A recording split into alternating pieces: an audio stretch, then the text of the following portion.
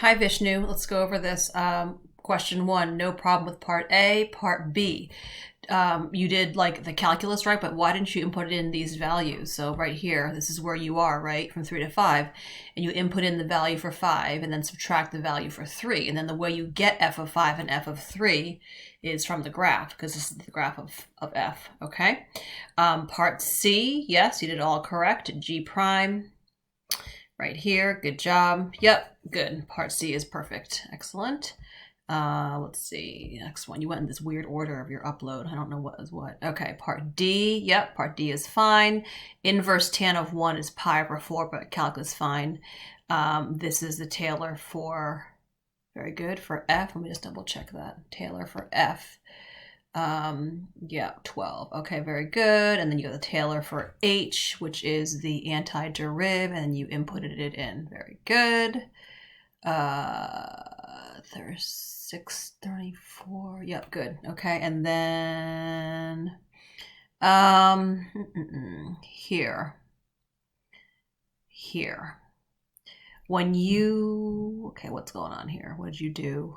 When you did the antiderivative of, okay, here's what it is. This should just be, I think this should just be, oh yeah, here, good.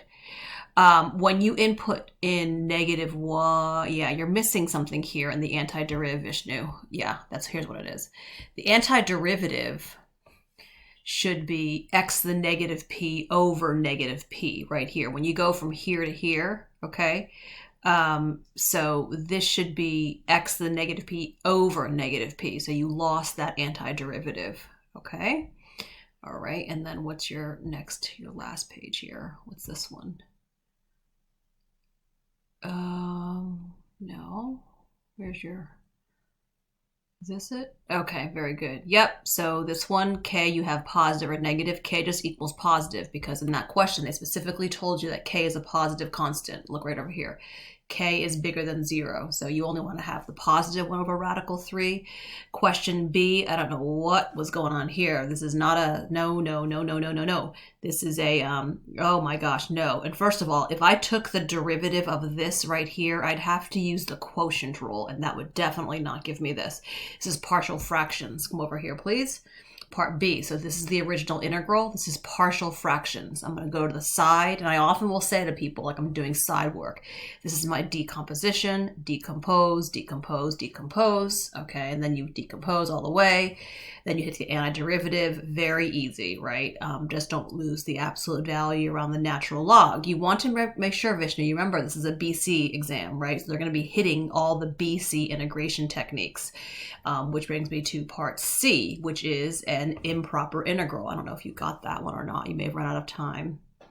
No, you did the same thing. Okay, so the fact that B and C, I think in all honesty, the fact that B and C, you didn't catch that both of these. So here's part C, and then I'll tell you what your score would be. So here is C, and in this case, I factored the denominator, and I caught that it was an improper integral, okay? And it's improper because 1 is a point of discontinuity on the interval integration. That requires 2 improper integrals. And the thing that happens here, when you have 2 improper integrals that are added, if one of them diverges, it doesn't matter what the other one's doing, the whole thing diverges, okay? I would say, the fact that you didn't get C correct is not a big deal. Most people would have not gotten to C at all just because of time. I think that you didn't recognize partial fractions for part B is the one thing that would have kept you out of the 5 range, and that is it, because everything else here is solid.